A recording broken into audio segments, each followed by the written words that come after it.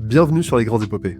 Je m'appelle Jafar et je vais à la rencontre de femmes et d'hommes inspirants et expérimentés pour décortiquer les moments clés de périodes révolues de leur vie professionnelle.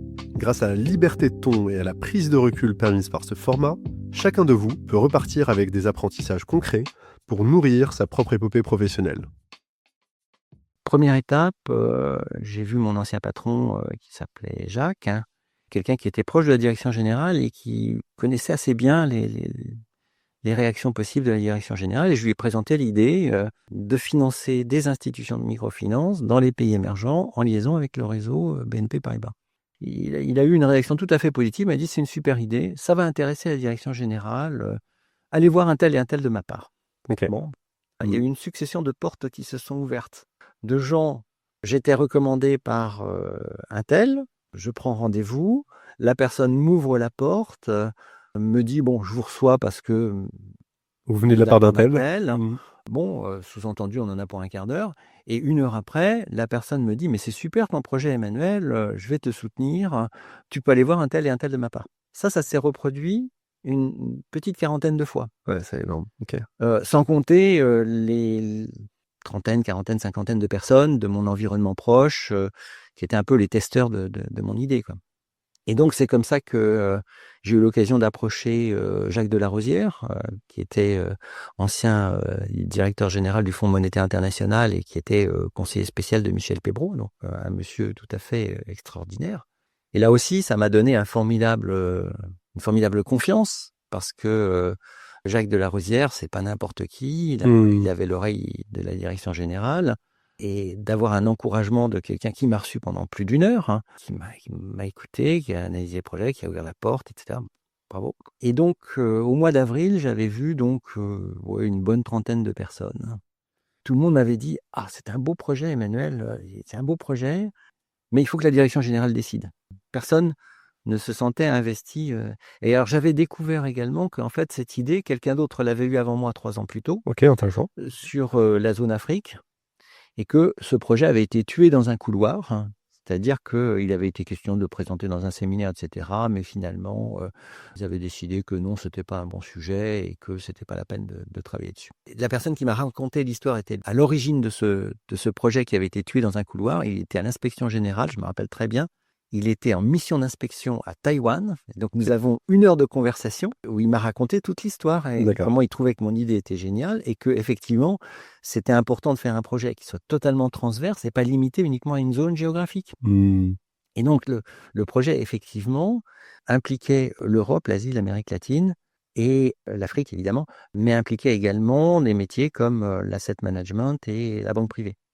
La transversalité à toutes les échelles. Ouais. Ce qui supposait effectivement de présenter le sujet à la direction générale. Donc tout le monde me disant il faut que la direction générale décide.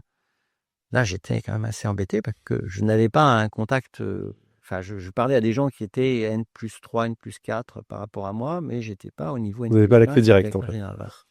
Alors, il se trouve que je connaissais la secrétaire d'un des directeurs généraux qui rencontre à la cantine. Très, très important. Ça. Oui, non, mais des rencontres fortuites. Puis quand on est prêt, les portes s'ouvrent.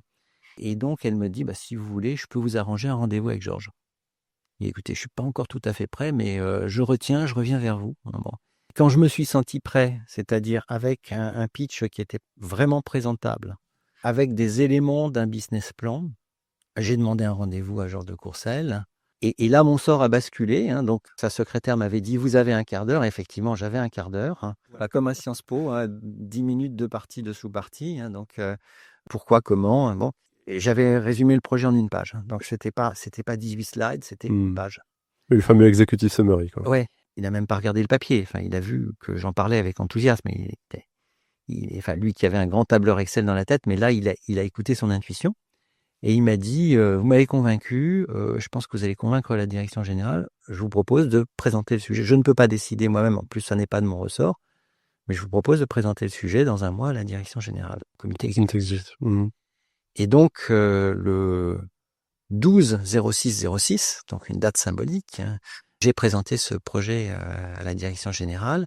Alors, j'avais auparavant parlé avec un des membres du comité exécutif qui était Alain Papias, qui couvrait la banque privée et l'asset management. Et puis, j'avais eu des très bons contacts aussi avec François Debiès, qui était le responsable de la banque privée. Et donc, je fais ma petite présentation, 10 minutes, pas plus. Donc, Baudouin Prot, le directeur général, introduit le sujet. Le pourquoi, le comment, où est-ce qu'on veut le faire, les premières réactions, etc. Quelques questions, enfin beaucoup de questions, une avalanche de questions. Donc un intérêt. Donc un intérêt. Alors, il y en avait un qui n'avait pas tout à fait compris parce que il pose la question, donc vous proposez qu'on augmente le budget du mécénat pour pouvoir financer en mécénat la microfinance. C'est pas tout à fait ça, je me suis peut-être mal exprimé. Il ne faut pas dire qu'ils n'ont pas compris. Alors, je me suis mal exprimé. Il s'agit de faire notre métier de banquier, c'est-à-dire de financer des institutions de microfinance qui vont nous rembourser. Il y a un vrai modèle économique, etc. Après 25 minutes de discussion, je pensais que j'avais juste un quart d'heure, mais en fait, c'était bien 25 minutes. Baudouin Prot conclut en disant, donc je pense que tout le monde est d'accord, ce projet, où va-t-on le loger? Alors, le responsable du réseau international regarde ses chaussures, il n'est pas spécialement intéressé. C'est celui qui avait flingué le projet précédent. Ok. Voilà. Donc, heureusement, Baudouin Prot a compris. Et à ce moment-là, Alain Papias bondit et dit écoutez, si ça peut arranger tout le monde, on en a parlé avec François Debiès. Alors, Debiès était à la fois le responsable de la banque privée, mais il était aussi le président de la fondation. Okay. Et avec un tropisme très fort sur les sujets de philanthropie et d'entrepreneuriat social. Tropisme personnel. Donc, on en a parlé avec François Debiès. Il est d'accord pour héberger le projet. Bon, c'est un peu paradoxal de mettre un projet qui concerne les très pauvres, de mettre ça chez les très riches, mais en même temps, il faut un véhicule. Il faut un véhicule. Voilà. Et donc, donc, ça a été décidé. Donc, et ce moment-là, en fait, toi, tu es un peu surpris de ce qui se passe ou tu t'attendais à ça? Tu t'attendais à ce qu'il y ait ce soutien de ces personnes-là? Je ne savais pas. J'avais beaucoup d'espoir, mais je ne savais pas que ça allait aussi bien se passer. Okay. Et alors, au cas où ça se serait pas bien passé, j'avais dans la poche un plan pour aller voir d'autres organisations, mais c'est beaucoup plus difficile de vendre à l'extérieur si on n'a pas réussi à vendre à l'intérieur. Bien sûr. Parce que on connaît les gens, on connaît les leviers, on connaît les métiers. Pour l'intrapreneur, enfin moi je vous conseille toujours, essayez de convaincre dans votre entreprise. C'est pas impossible à l'extérieur, mais c'est quand même beaucoup plus difficile. Bravo! Vous venez d'écouter un extrait de mon échange avec Emmanuel de Lutzel. S'il vous a plu, vous pouvez retrouver l'intégralité de notre échange sur l'épisode numéro 7. Nous y abordons les moments clés d'une carrière d'intrapreneur social. Bonne écoute!